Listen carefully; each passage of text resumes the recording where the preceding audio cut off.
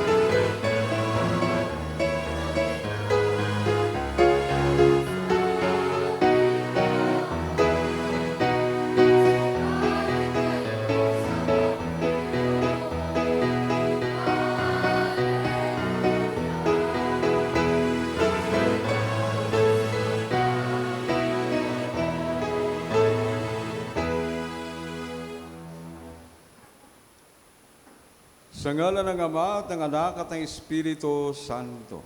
Amen. Ang pagpapala ng ating Panginoong Hesukristo, ang pag-ibig ng Diyos Ama, at ang pagkikipag-isa ng Espiritu Santo naway sumainyong lahat. At sumaiyo rin. Mga kapatid, sa ating pagdiriwang ng banal na misa, hingin natin sa Panginoon ng mga biyayang ating kinakailangan, lalo na sa pinangakuan din natin ang panalangin sa mga may sakit at sa mga naghihirap. At para din sa kapayapaan sa mundo, lalo na sa Middle East. At para maging marapat tayo sa pagdiriwang ng banal na misteryo, tumahimik tayo sandali at pagsisihan natin ang ating mga nagawang kasalanan. Inaamin ko sa makapangyarihang Diyos at sa inyo mga kapatid, na lubha akong nagkasala sa isip, sa salita at sa gawa, at sa aking pagkukulang. Kaya isinasamo ko sa mahal na Birheng Maria, sa lahat ng mga anghel at mga banal, at sa inyo mga kapatid, na ako'y ipanalangin sa Panginoong ating Diyos. Kaawaan tayo ng makapangyarihan at mapagmahal na Diyos, patawarin tayo sa ating mga kasalanan, at patnubayan tayo sa buhay na walang hanggan. Amen. Panginoon, kaawaan mo kami. Panginoon, kaawaan mo kami. Kristo, kaawaan mo kami. Kristo, kaawaan mo kami. Panginoon, kaawaan mo kami. Panginoon, kaawaan mo kami. Papuri sa Diyos sa kaitaasan.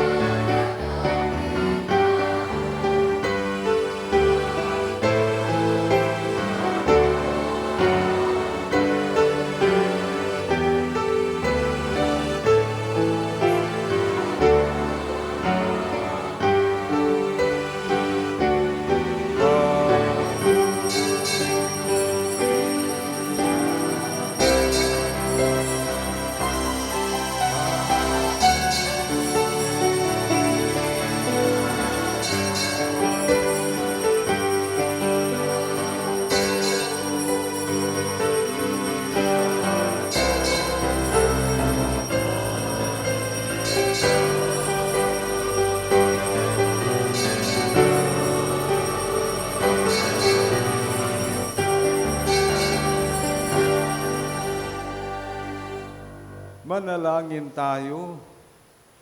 Ama naming makapangyarihan, lagi nawang magalak ang iyong sambayanan sa pagkakaroon ng bagong kalooban upang sa kadakilang dulot ng pag-anib sa iyong angkan, ang araw ng pagkabuhay ay maging pag-asa sa pagdiriwang. Sa pamamagitan ni Hesukristo, kasama ni Espiritu Santo, magpasawalang hanggan. Amen.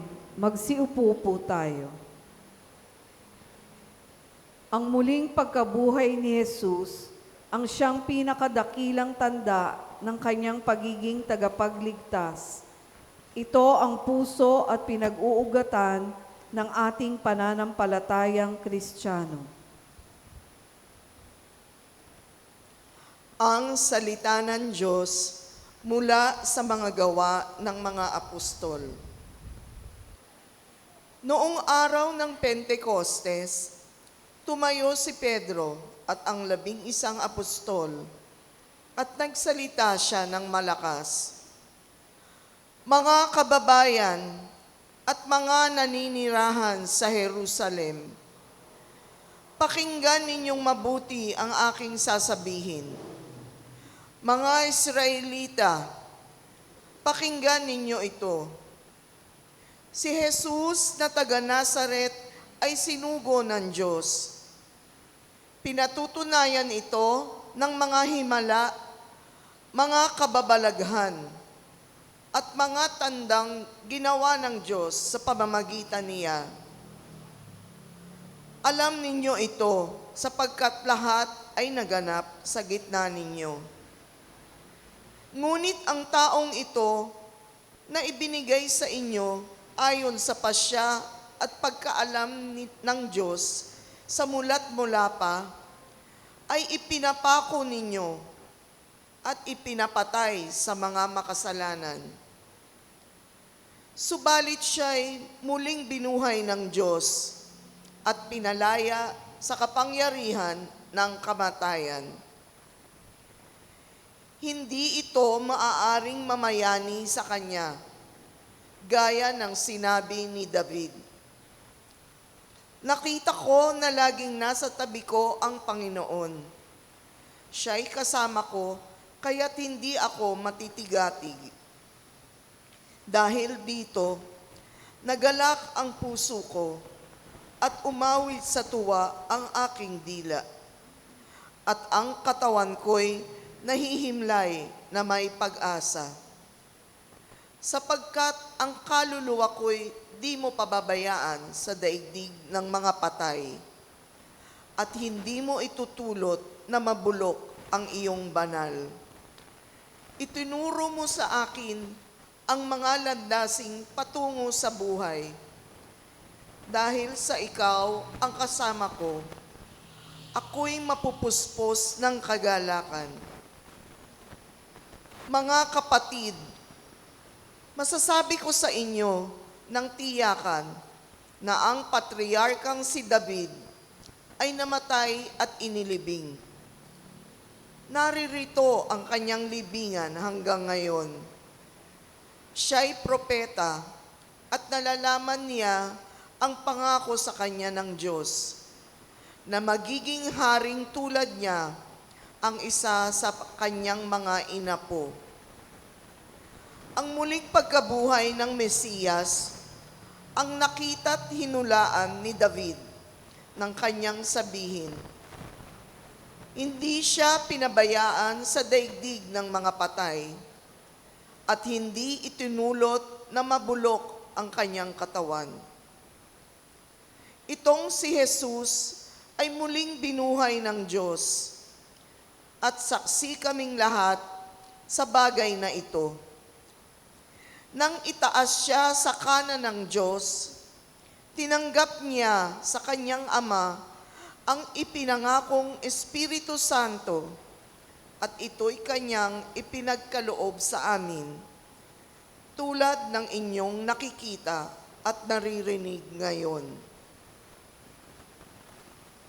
Ang salita ng Diyos. Salamat sa Diyos. Ituro mo ang landasin ng buhay kong hahantungin. Ituro mo ang landasin ng buhay kong hahantungin. O Diyos, ako'y ingatan mo. Ingatan ang iyong lingkod. Ang hangad ko ay maligtas, kaya sa'yo dumudulog. Ika'y aking Panginoon, ang wika ko sa aking Diyos. Kabutihang tinanggap ko ay ikaw ang nagkaloob. Ikaw lamang, Panginoon, ang lahat sa aking buhay. Ako'y iyong tinutugon sa lahat kong kailangan. Ituro mo ang landasin ng buhay kong hahantungin. Pinupuri ko ang poon na sa akin ay patnubay. Kahit gabi, diwa niya ang sa akin umaakay. Nababatid ko na siya'y kasama ko oras-oras. Sa piling niya, kailan may hindi ako matitinag. Ituro mo ang landasin ng buhay kong hahantungin. Kaya't ako'y nagdiriwang, ang diwa ko'y nagagalak. Ang lagi kong nadaramay, hindi ako matitinag. Pagkat di mo tutulutang ang mahal mo ay malagak sa balon ng mga patay upang doon ay maagnas. Ituro mo ang landasin ng buhay kong hahantungin. Ituturo mo ang landas ng buhay ang hahantungan. Sa piling mo'y madarama ang lubos na kagalakan. Ang tulong mo'y nagdudulot ng ligayang walang hanggan. Ituro mo ang landasin ng buhay kong hahantungin.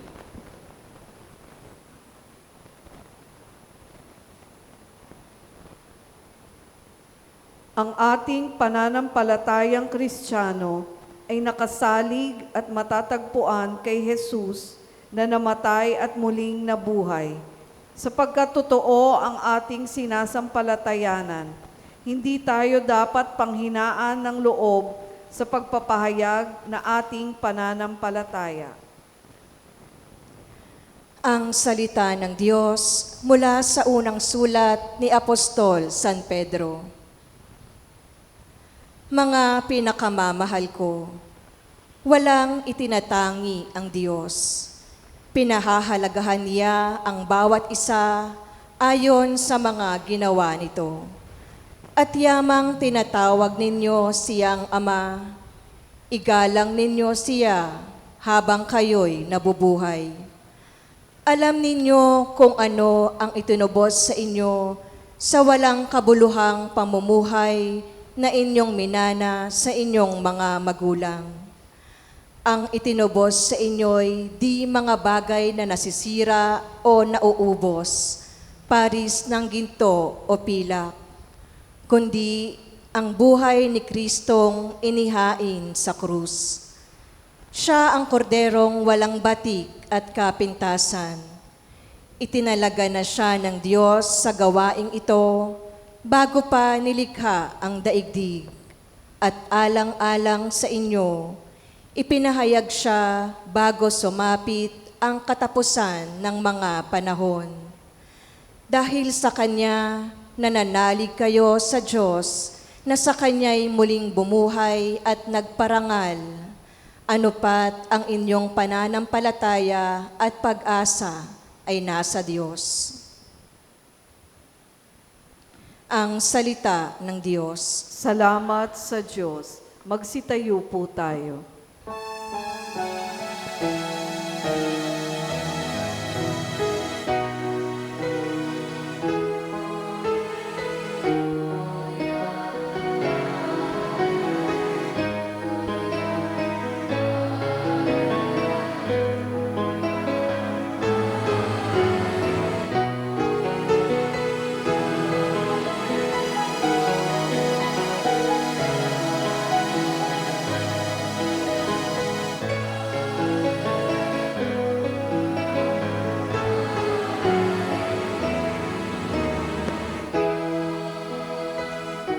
Poong Jesus, aming hiling, kasulatay liwanagin, kami ngayoy pag-alabin.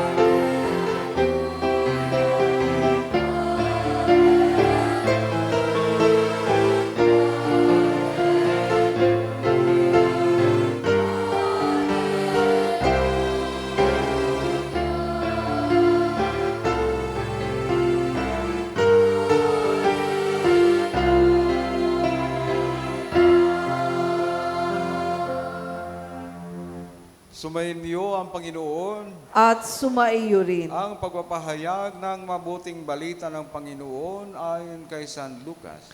Papuri sa iyo, Panginoon. Nang linggo ding iyon, ang dalawa sa mga alagad ay patungo sa isang layong tinatawag ni Emmaus. May 11 kilometro ang layo sa Jerusalem. Pinag-uusapan nila ang mga pangyayari. Samantalang nag-uusap sila at nagtatanungan, lumapit si Jesus at nakisabay sa kanila. Siya'y nakita nila, ngunit hindi nakilala agad. Tinanong sila ni Jesus, ano ba ang pinag-uusapan ninyo? At tumigil silang nalulumbay. Sinabi ng isa na ngalay Cleopas, kayo lamang po yata ang dayuhan sa Jerusalem na hindi nakaalam sa mga bagay na kakatapos pa lamang nangyari. Roon, ang mga bagay, tanong niya, at sumagot sila, tungkol kay Jesus na taga Nazaret, isang propetang makapangyarihan sa gawa at salita, maging sa harapan ng Diyos at ng mga tao. Isinakdal siya ng aming mga punong saserdote at mga pinuno upang mahatulang mamatay, at siya ay ipinako sa krus. Siya pa naman ang inaasahan naming magpapalaya sa Israel. Hindi lamang yan, 3 araw na ngayon mula na mangyari ito. Nabigla kami sa ibinalita ng ilan sa mga kababaeng kasamahan namin. Maagang-maaga raw silang nagpunta sa libingan at di nila natagpuan ang kanyang bangkay. Nagbalik sila at ang sabi nakakita raw sila ng isang pangitain, mga anghel na nagsabing buhay si Jesus. Pumunta rin sa libingan ng ilan sa mga kasama namin at gayon nga ang natagpuan nila.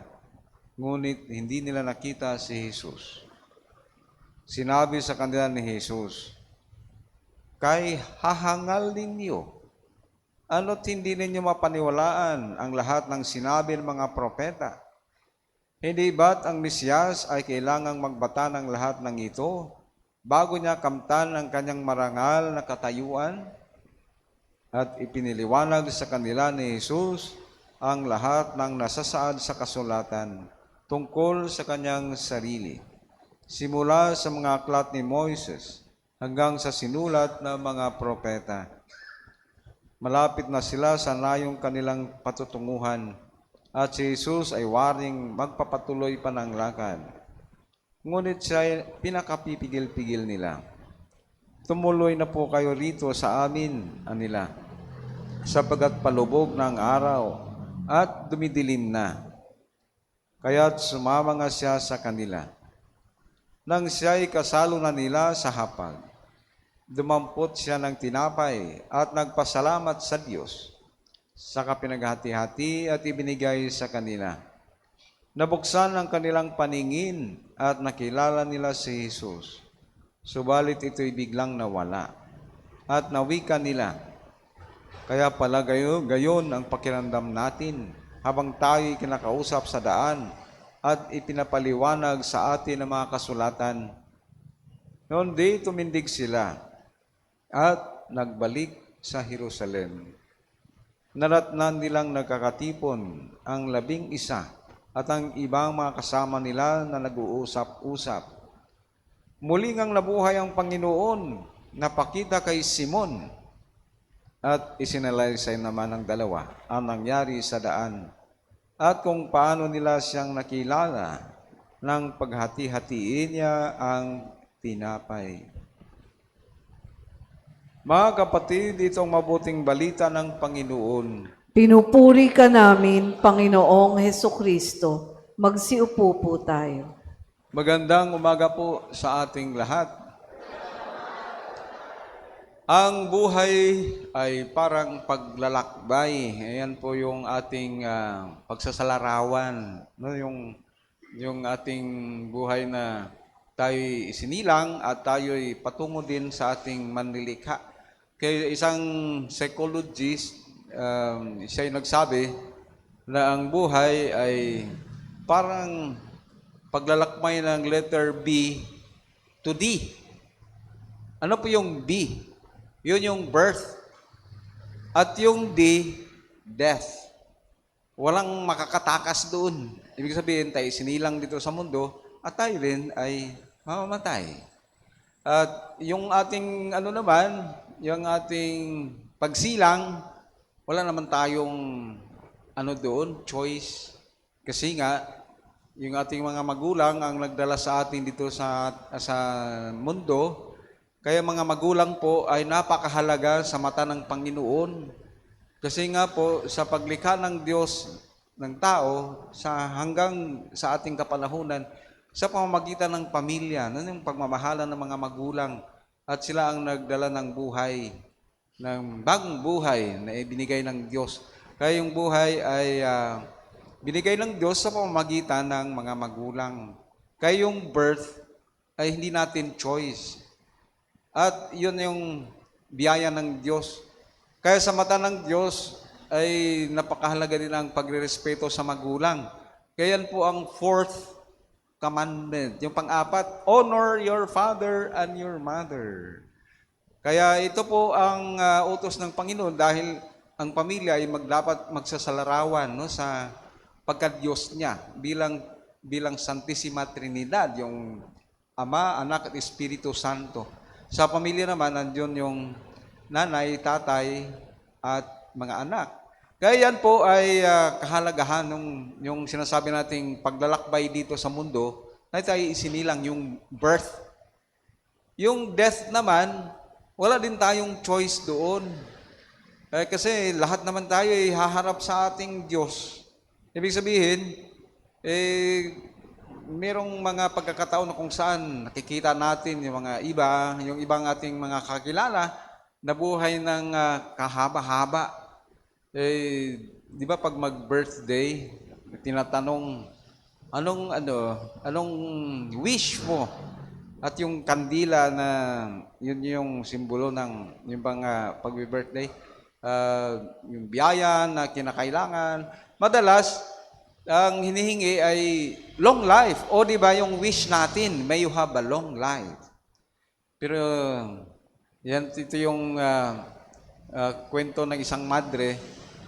Siguro nung siya nagbi-birthday nung kabataan pa niya, yun nga yung wish niya. At saka yung wish siyempre ng pamilya at hanggang nagmadre siya, long life.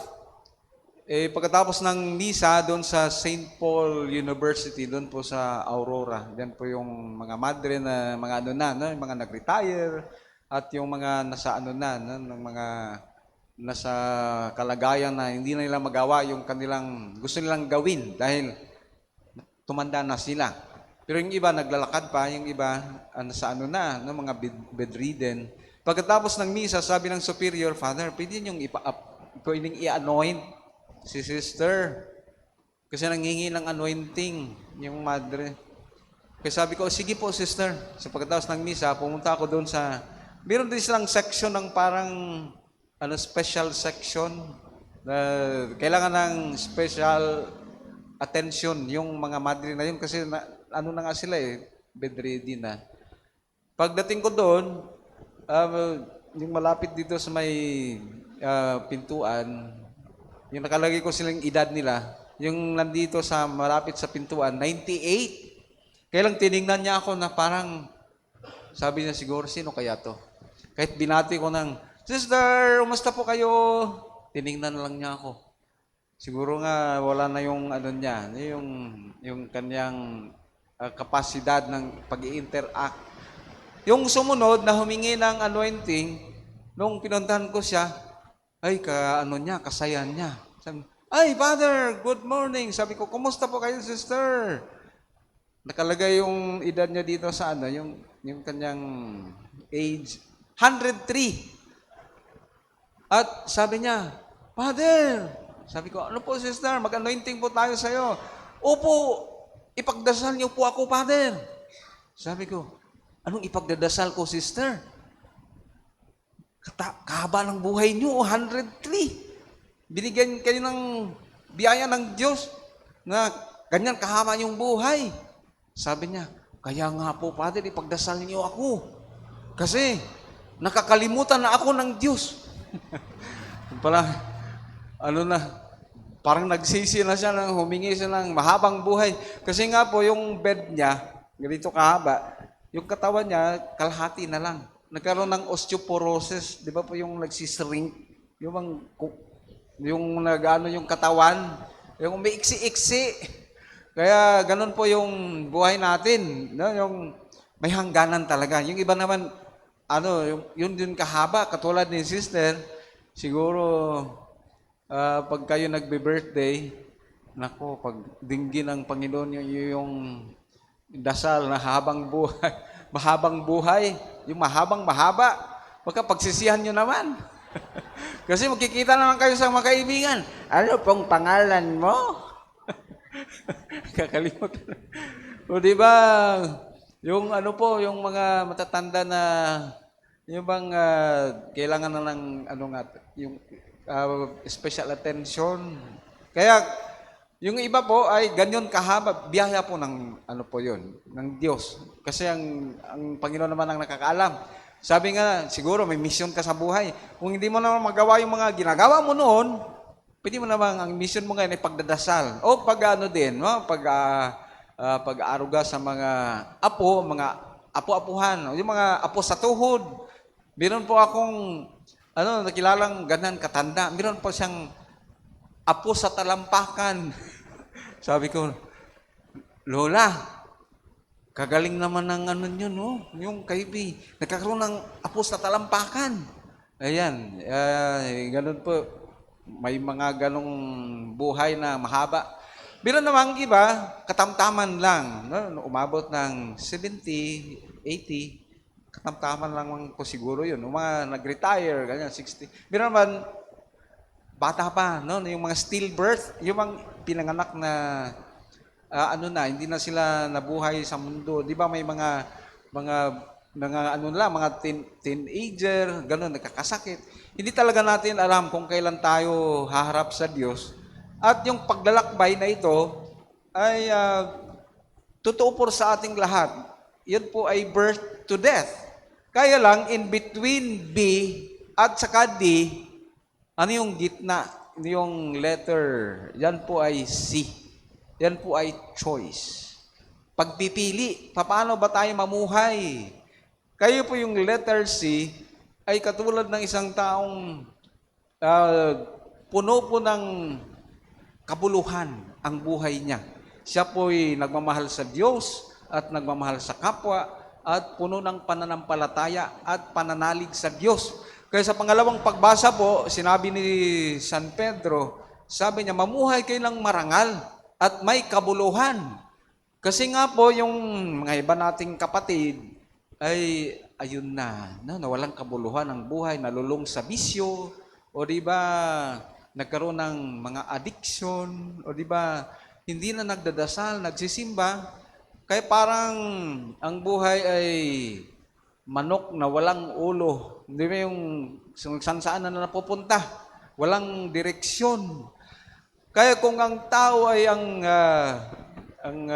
Diyos po ang sentro ng buhay niya, naglalakbay siya, from birth to death, at saka yung in between, yung choice niya, ay maliliwanagan tayo lagi ng Panginoon. Yan po yung Paschal Candle na sinindihan natin ng Easter Vigil. Kaya nitong panahon ng Easter, tayo po ay binigyan ng biyaya ng ilaw mula po sa Panginoong Hesus. Sa kadiliman ng tinatahak natin sa paglalakbay sa buhay, kung nandyan ang Diyos, laging may ilaw ang buhay natin. Ay katulad nitong dalawang mga disipulo, hindi mo naman po sila apostoles, mga disipulo po sila. Papunta po sila sa bayan ng Emmaus. Kasi nga, nung nangyaring namatay ang Panginoong Hesus sa krus, at yung pinagdaanan niyang yung sobrang pagpapasakit, nawalan sila ng yung pananalig. Marami silang tanong. Siya ba yung Mesiyas na sinundan natin, paniniwalaan natin? Puno sila ng pagkalito. Puno sila ng yung kadiliman. Kaya, yung direksyon po ng Jerusalem hanggang Emmaus, parang simbolo po parang nawalan tayo ng pag-asa sa buhay. Katulad nitong dalawa. Subalit, sa kabila ng kanilang kalituhan, yung sila'y naguguluhan sa buhay, sumabay sa kanila ang Panginoong Hesus. Yan po ang buhay natin. Yung paglalakbay natin sa buhay, hindi natin alam, minsan, nandyan ang Diyos sa ating pagkalito. Nakilala natin ang ating mga kaibigan o dito sa community, tayo nagsisimba, tayo naliwanagan, yun pala din po ay presensya ng Diyos sa ating buhay. Maraming paraan para kilalanin ang Diyos sa pamamagitan ng ating karanasan sa buhay. Yun nga, hindi nila nakilala na si Jesus pala yun, yung kanilang kasabay. At tinanong pa ng Panginoon, anong pinag-uusapan ninyo? At sila ngayon nagsabi, ikaw lang yata hindi nakaalam nung nangyari nung mga 3 araw na nakalipas. At yan po ang Diyos. Nagtatanong siya sa atin, anong laman ng ating puso? Kaya pag tayo nagdadasal, sabihin natin ang lahat sa Kanya. Nakikinig po siya. Sinasabi niya sa atin, anong nakabagabag sa iyo? At yun nga, sinabi ng dalawa yung kwento na nangyari kay Jesus, na hindi nila nakilala na si Jesus pala yun, at sinabi ng Panginoon, kay hahangal ninyo. Parang masyadong maano po yung salita na yan, no? Kung sabi, pinagalitan ng Panginoong Jesus itong dalawa. O di ba yung mga apostoles? Kasi nawalan sila ng pananampalataya at pananalig. Sa pangyayaring yun, parang wala silang direksyon sa buhay. Kaya kailangan din natin ng tayo'y pagalitan ng Panginoon. No? So, sinasabi niya sa atin, kay hahangal ninyo, kay hahangal mo. Hindi ka naniniwala at nananalig sa Diyos na may-ari ng lahat. Kasi natagumpayan ng Diyos ang kamatayan at nalampasan itong misteryo ng pagpapasakit. Pinahayag niya ang kanyang kaluwalhatian bilang Diyos. Ganyan po tayo. Tayo na may pananampalataya at pananalig sa Diyos, hindi po tayo bibitaw sa buhay kasi nandyan lagi itong ilaw na nagmula sa Panginoong muling na buhay. Kaya mga kapatid, sa ating paglalakbay sa buhay, ganyan po yung ating pananalig dapat. Kung mayroon pa tayong kalituhan, mga tanong na hindi natin masasagot, sasabihin natin sa Panginoon. At kung hindi niya tayo nasagot sa ating panalangin, kailangan nating mag-persevere. No? Tutuloy natin yung ating paghihingi ng mga biyaya. Sa kabila ng hindi nila pagkakilala sa Panginoong Hesus, ito yung paraan ng Panginoon. Sumama siya sa kanila, na kunyari siya ay nagpatuloy ng paglalakad. Ito rin ay kailangan ng tao, ng ating puso. Anyayahan natin ang Panginoon. Kasi ang Diyos hindi po siya nagpursige sa atin. Depende na po sa ating pagpili sa Kanya. Yung tinatawag na freedom, no, kalayaan ng tao. Kaya pag sinasabi natin, Father, kung mapagmahal ang Diyos, dapat wala ng impyerno. Di ba? Wala nang, nung napunta sa ganyang kalagayan. Ay may impyerno po, pero hindi po kagustuhan ng Diyos yun. Tayo po ang pumili na humiwalay sa Kanya. Kaya ang impyerno po ay resulta ng maling pagpili, yung pagpatay, yung corruption, yung pagnakaw, yung paggawa ng hindi maganda sa kapwa, hindi pagmamahal sa Kanya, yung pagkalimot sa Diyos. Yan po yung mga kasalanan ng tao na yung maling pagpili. Kaya itong dalawang alagad, sinabi nila, sumama ka na sa amin. Kasi hindi pa nga nila nakilala eh. Nakilala na lang nila nung kumuha si Jesus ng tinapay, pinaghati-hati yun at ibinigay sa kanila. Naalala nila yung Last Supper, no, bago siya nagpasakit. Yan po yung banal na misa. Ang Panginoong Jesus ay nagpapahayag ng kanyang presensya sa atin sa banal na misa. Kaya ito pong napakahalagang sakramento ng buhay. Yun po yung kailangan natin. Ang ating pagdiriwang ng banal na misa na kung saan binigay ng Diyos ang kanyang presensya sa atin at tinanggap natin siya sa tinapay na naging kanyang katawan at ang alak na naging dugo at sa kanyang salita. Kaya mga kapatid, huwag nating kalimutang magdasal at lalo na magsimba. Kasi napakahalaga itong pagpapahayag nitong kwento ng dalawang alagad na kilala na nila si Jesus sa pamagitan ng Eucharistia na binigay ng Diyos, yung paghati-hati ng tinapay at bigla nga siyang nawala. Kasi gusto niya tayo ay mananatiling malalim ang ating pananalig at pananampalataya sa Kanya. Kaya tayo po ay pagpapalain nawa ang ating paglalakbay sa buhay, puno ng pananalig sa Diyos na hindi tayo pababayaan at tayo'y pagpapalain lagi. Amen. Magsitayo po tayong lahat at ating ipahayag ang ating pananampalataya. Sumasampalataya ako sa Diyos, amang makapangyarihan sa lahat, na may gawa ng langit at lupa. Sumasampalataya ako kay Jesucristo, isang anak ng Diyos, Panginoon nating lahat. Nagkatawang tao siya lalang ng Espiritu Santo. Ipinanganak ni Santa Mariang Birhen. Pinagpakasakit ni Poncio Pilato. Ipinako sa krus, namatay, inilibing. Nanaog sa kinaroroonan ng mga yumao. Nang may 3 araw, nabuhay na mag-uli. Umakyat sa langit, naluluklok sa kanan ng Diyos amang makapangyarihan sa lahat. Doon magmumulang paririto at huhukom sa nangabubuhay at nangamatay na tao. Sumasampalataya naman ako sa Diyos Espiritu Santo, sa banal na simbahang katolika, sa kasamahan ng mga banal, sa kapatawaran ng mga kasalanan, sa pagkabuhay na muli ng namatay na tao, at sa buhay na walang hanggan. Amen. Mga kapatid, habang tayo naglalakbay tungo sa kaganapan ng paghahari ng Ama, alalahanin natin kasama natin siya bilang kamanlalakbay at kailanmay hindi nagpapababaya sa kanyang mga anak. Ang ating isasagot sa bawat panalangin, Ama, dinggin mo ang aming panalangin. Ama, dinggin mo ang aming panalangin.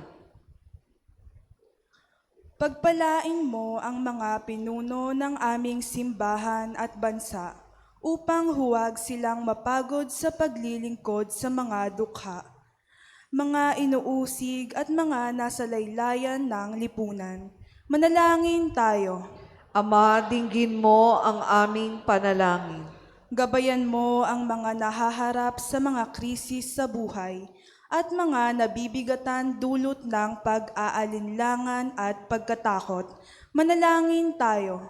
Ama, dinggin mo ang aming panalangin. Bigyan mo ng sapat na lakas ng katawan at isipan ang mga psikolohista, spiritual directors, guro, coaches at iba pang tulad nila upang mahusay nilang maakay ang tamang landas ang mga taong tinutulungan nila. Manalangin tayo. Ama, dinggin mo ang aming panalangin. Patuloyin mo sa iyong kaharian ang yumao naming mga kapatid. Manalangin tayo. Ama, dinggin mo ang aming panalangin. Itaas din natin ng mga kapatid nating nangangailangan ng panalangin, ang mga pangangailangan ng ating pamayanan at ang personal nating mga kahilingan.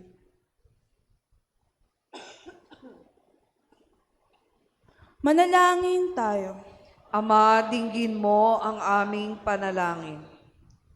Ama naming mapagmahal, patatagin mo ang pananampalataya namin sa iyong anak at aming Panginoon, ngayon at kailanman. Amen. Magsiupo po tayo.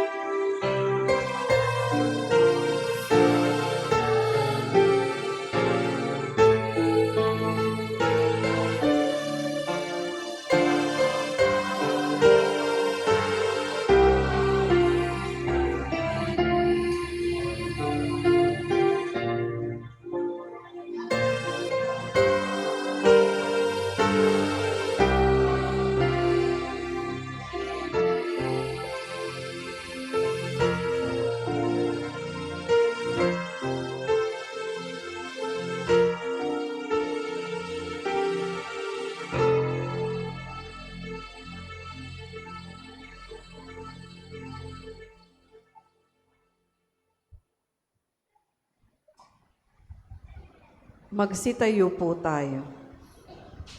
Manalangin kayo mga kapatid upang paghahain natin ay kalugdan ng Diyos amang makapangyarihan. Tanggapin nawa ng Panginoon itong paghahain sa iyong mga kamay, sa kapurihan niya at karangalan, sa ating kapakinabangan at sa buong sambayanan niyang banal.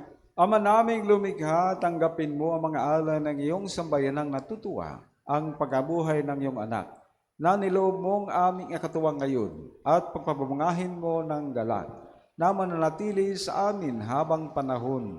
Sa pamagitan niya, kasama ni Espiritu Santo, magpasawalang hanggan. Amen. Sumainyo ang Panginoon, At sumaiyo rin. itaas sa Diyos ang iyong puso at diwa. Itinaas na namin sa Panginoon. Pasalamatan natin ang Panginoon nating Diyos. Marapat na siya ay pasalamatan. Ama naming makapangyarihan, tunay ngang marapat na ikaw ay aming pasalamatan. Ngayong ipinagdiriwang ang pag-ahain ng Mesyas, ang maamong tupa na tumubos sa aming lahat. Naghahaing walang humpay ang anak mong minamahal, upang magkasalo-salo ang tanan sa piging ng iyong buhay. Hindi na mamamatay ang inihahin sa krus. Ang sa krus ipinako'y buhay, lagi bilang handog. Kaya kaysa ng mga anghel na nagsisiawit ang papuri sa ng walang humpay sa kalangitan, kami nagbubuni sa iyong kadakilaan.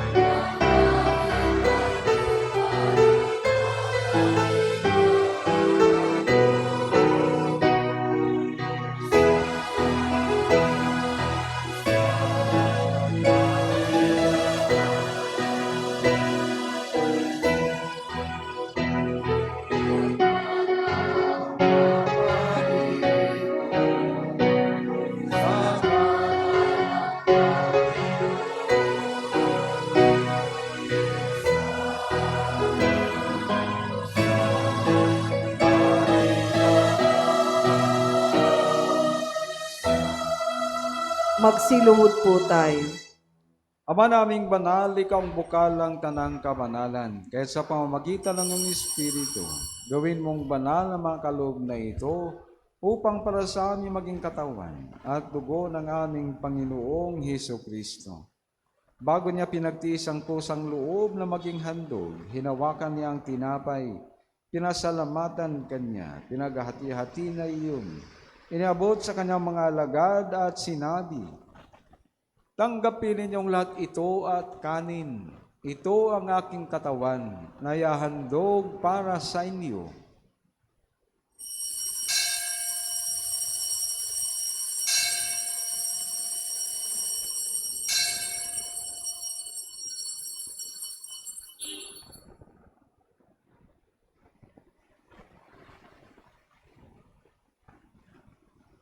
Gayon din naman, nung matapos ang hapunan, hinawakan niya ang kalis. Muli kanyang pinasalamatan. Iniabot niya ang kalis sa kanyang mga alagad at sinabi, tanggapin ninyong lahat ito at inumin. Ito ang kalis ng aking dugo ng bago at walang hanggang tipan.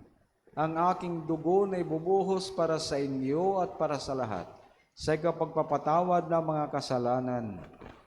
Gawin ninyo ito sa pag-alaala sa akin.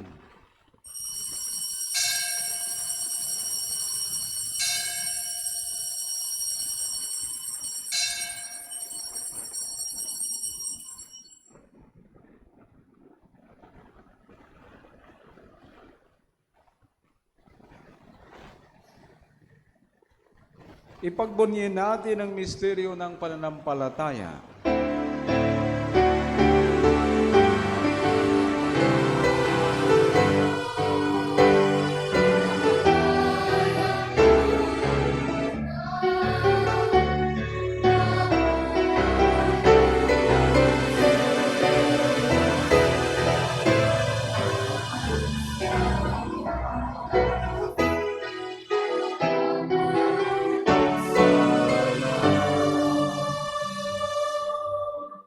Ama, ginagawa namin ngayon ang pag-alaala sa pagkamatay at muling pagkabuhay ng iyong anak. Kaya't iniaalay namin sa iyo ang tinapay na nagbibigay buhay at ang kalis na nagkakaloob ng kaligtasan.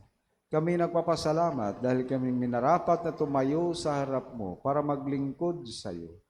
Isinasamo namin kami magsasalo-salo sa katawan at dugo ni Kristo ay mabuklod sa pagkakaisa sa pamamagitan ng Espiritu Santo.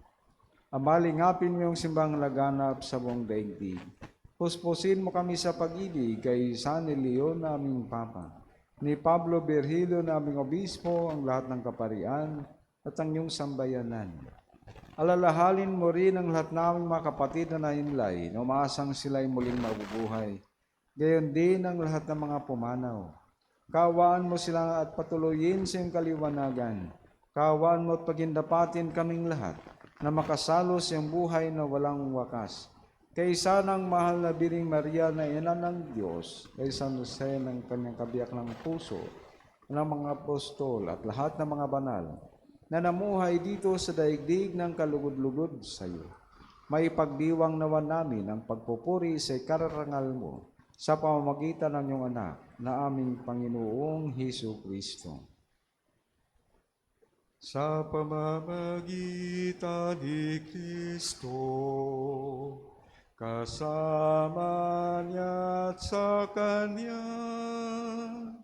Ang lahat ng parangal at papuri ay sa iyo, Diyos Amang makapangyarihan, kasama ng Espiritu Santo,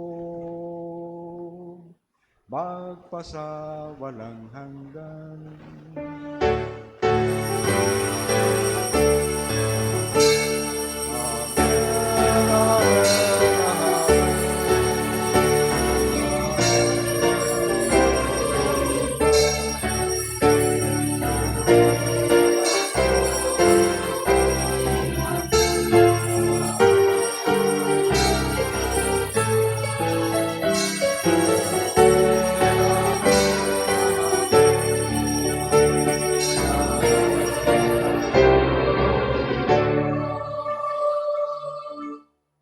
Mga kapatid, tawagin natin ang ating mapagmahal na Ama sa pamamagitan ng dasal na itinuro sa atin ng Panginoong Hesus Kristo.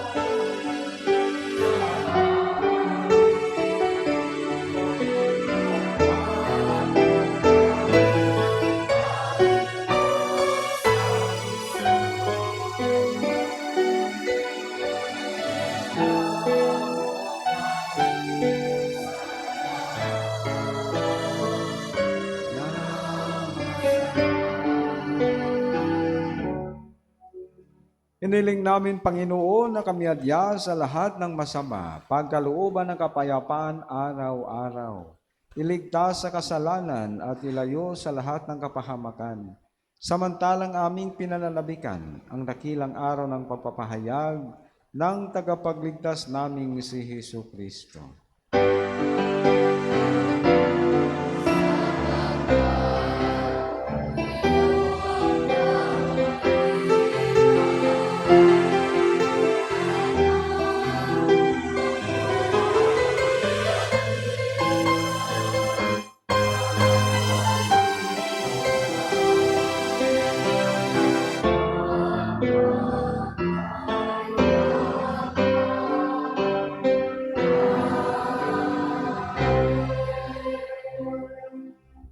Panginoong Jesucristo, sinabi mo sa mga apostol, kapayapaan ang iniiwan ko sa inyo, ang aking kapayapaan ang binibigay ko sa inyo. Tunghayan mo ang aming pananampalataya at huwag ang aming pagkakasala. Pagkalooban mo kami ng kapayapaan at pagkakaisa, ayon sa iyong kalooban. Kasama ng Espiritu Santo, magpasawalang hanggan. Amen. Ang kapayapaan ng Panginoon ay laging sumainyo. At sumaiyon yun. Magbatian tayo at maghangad ng kapayapaan sa isa't isa.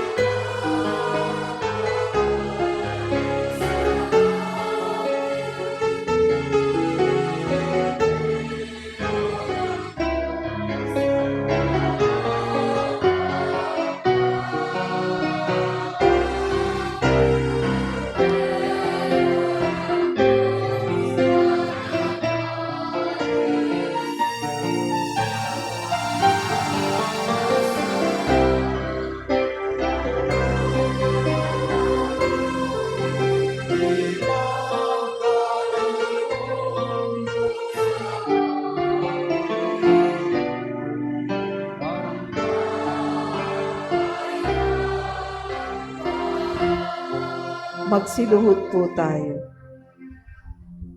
Mga kapatid, narito ang ating Panginoong Hesus, siya nagpapatawad ng ating mga kasalanan at siya na nagbibigay sa atin ng kaligtasan. Mapapalad tayong tinatawag sa kanyang piging.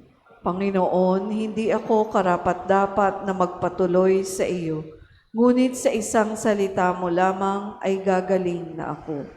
Naway ingatan tayo ng katawan at dugo ni Kristo hanggang sa buhay na walang hanggan. Amen.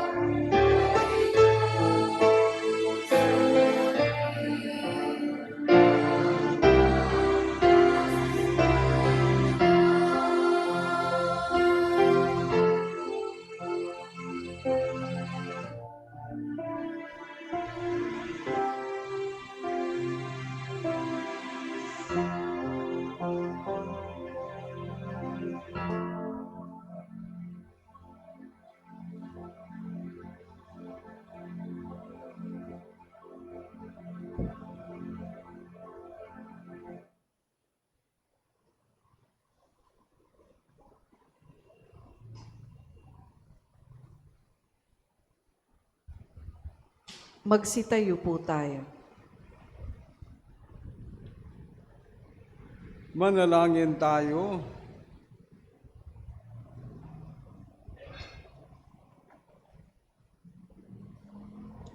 Ama namin mapagmahal, tunghayan mo at lingapin ang iyong sambayanan. Sa piging na pagmamakailanman, ipagkaloob mong kami maluwalhating makarating sa pagkabuhay na magtatampok sa amin sa iyong piling. Sa pamamagitan ni Jesucristo, kasama ni Espiritu Santo, magpasawalang hanggan. Amen. Panalangin sa Birhen ng banal na puso ni Jesus. Alalahanin mo, mahal na ina ng banal na puso ni Jesus, ang mga dakilang bagay na ginawa ng Panginoon para sa iyo. Hinirang kang maging kanyang ina. Ninais niyang malapit ka sa kanyang krus. Binahaginan kanya ng kanyang kaluwalhatian. Dinirinig niya ang iyong panalangin. Sa kanya'y ialay ang aming papurit pasasalamat. Sa kanya'y isangguni ang aming kahilingan, na tulad mo'y mamuhay kaming lagi sa pagmamahal ng iyong anak, upang ang kanyang kahari ay patuloy na maisakatuparan. Samahan kaming lahat sa bukal ng buhay na nagmula sa kanyang puso, nang lumaganap sa sanlibutan ang pag-asa at kaligtasan, ang katarungan at kapayapaan. Pagmasdan mo kaming sa iyo'y nagtitiwala, pakinggan mo kaming sa iyo'y nagsusumamo, maranasan nawa namin lagi ang makainang pagkalinga mo siya nawa. Birhen ng banal na puso ni Jesus, Birhen ng banal na puso ni Jesus, Birhen ng banal na puso ni Jesus, magsiupo po tayo para sa mga pasasalamat, paalala at paanyaya. Patuloy po nating pasalamatan ang mga tumulong sa paglilingkod, ang music ministry, ang Ministry of Altar Servers, ang lay Eucharistic ministers, ang Ministry of Ushers, Greeters, and Collectors, Ministry of Lectors and Commentators, at ang Social Community.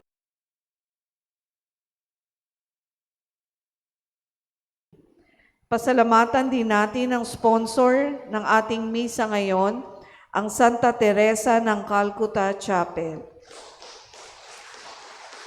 Sa susunod na linggo, ang ating sponsor po ay ang San Roque Chapel. At higit sa lahat, pasalamatan natin ang nanguna sa ating banal na misa na si Reverend Father J.R. Babor, MSc. Patuloy po nating suportahan ang isang dakot program sa pamamagitan ng pag-aalay ng bigas tuwing misa. Ito po ay ipinamamahagi sa ating mga kapatid na higit na nangangailangan. Ang isang dakot mo ang papawi sa gutom ko. At patuloy din po natin suportahan ang ating balikhandog at mga donasyon para sa pagpapatayo ng ating kumbento dito sa tahanan ni Maria. Ito po ay kinakailangan upang tayo ay maging quasi parish. Nawa, suportahan natin ang ating proyekto na ito. At nag-umpisa na po kahapon ang ating community survey or census. Maraming salamat po sa mga tahanan na nakilahok sa survey. Ito po ay para ma-update ang ating talaan. Magpapatuloy pa po ito sa mga darating na araw. Sana po ay suportahan natin ito at patuloyin sa inyong mga tahanan ang mga officers na magsasurvey. Maraming salamat po. Magsitayo na po tayo. Sumayin niyo ang Panginoon. At sumaiyo rin. Yumuko kayo tingin ang pagpapala ng Diyos.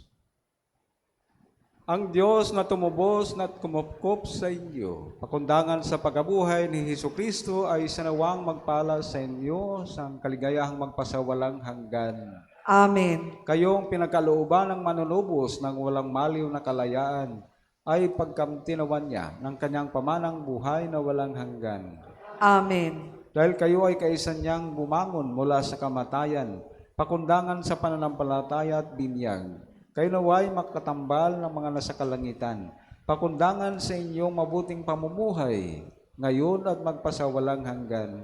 Amen. At pagpalain kayo ng makapangyarihan at mapagmahal na Diyos, Ama, Anak at Espiritu Santo.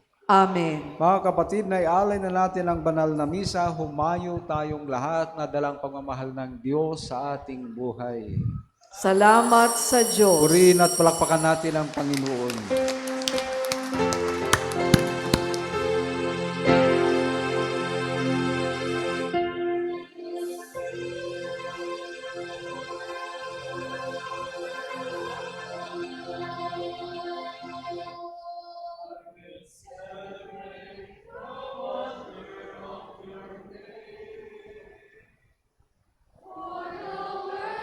That you speak is a song of forgiveness and a song of gentle mercy and of